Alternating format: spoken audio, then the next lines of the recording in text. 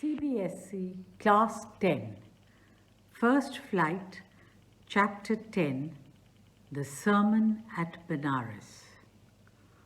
Gautam Buddha, 563 BC to 483 BC, began life as a prince named Siddhartha Gautam in northern India.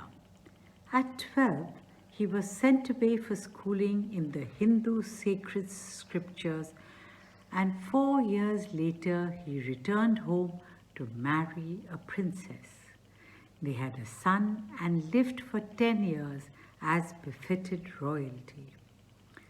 At about the age of 25, the prince, heretofore shielded from the sufferings of the world, while out hunting, chanced upon a sick man, then an aged man, then a funeral procession, and finally a monk begging for alms. These sights so moved him that he at once became a beggar and went out into the world to seek enlightenment concerning the sorrows he had witnessed. He wandered for 7 years and finally sat down under a fig tree, where he vowed to stay until enlightenment came. Enlightened after 7 days, he renamed the tree the Bo Tree, Tree of Wisdom, and began to teach and to share his new understandings. At that point, he became known as the Buddha, the awakened or the enlightened. The Buddha preached his first sermon at the city of Benares, most holy of the dipping places on the river Ganges. That sermon has been preserved and is given here. It reflects the Buddha's wisdom about one inscrutable kind of suffering. Kissa Gotami had an only son and he died. In her grief, she carried the dead child to all her neighbors, asking them for medicine. And the people said, "She has lost her senses. The boy is dead." At length, Kissa Gotami met a man who replied to her request. "I cannot give thee medicine for thy child, but I know a physician who can." And the girl said, "Pray tell me, sir, who is it?" And the man replied, "Go to Salyamuni, the Buddha." Kissa Gotami repaired to the Buddha and cried, "Lord and Master, give me the medicine that will cure my boy." The Buddha answered, "I want a handful of mustard seed." And when the girl in her joy promised to procure it, the Buddha added, "The mustard seed must be taken from a house where no one has lost a child, husband, parent, or friend."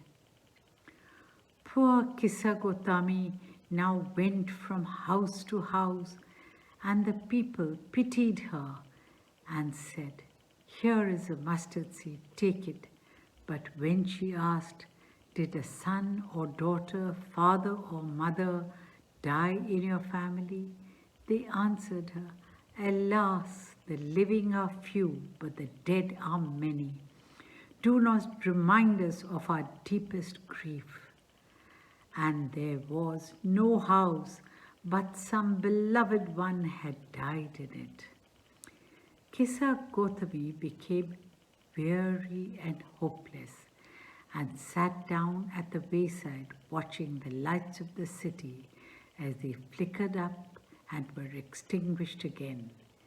At last the darkness of the night reigned everywhere, and she considered the fate of men, that their lives flicker up and are extinguished again.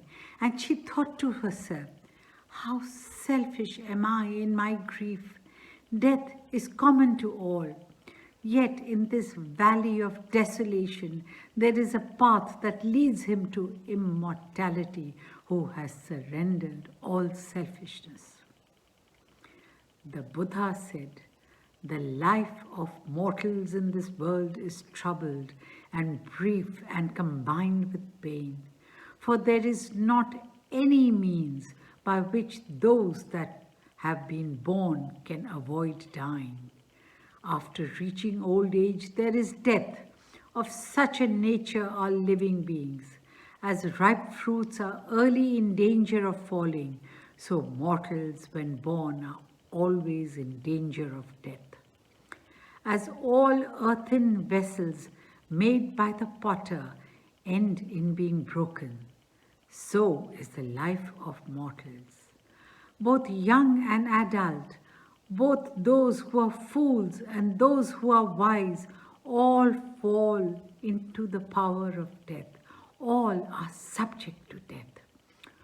Of those who overcome by death, depart from life, a father cannot save his son, nor kinsmen their relations. Mark, while relatives are looking on and lamenting deeply, one by one mortals are carried off, like an ox that is led to the slaughter. So the world is afflicted with death and decay. Therefore, the wise do not grieve, knowing the terms of the world. Not from weeping, nor from grieving will anyone obtain peace of mind. On the contrary, his pain will be the greater and his body will suffer. He will make himself sick and pale, yet the dead are not saved by his lamentation. He who seeks peace should draw out the arrow of lamentation and complaint and grief. He who has drawn out the arrow and has become composed will obtain peace of mind. He who has overcome all sorrow will become free from sorrow and be blessed. Thank you.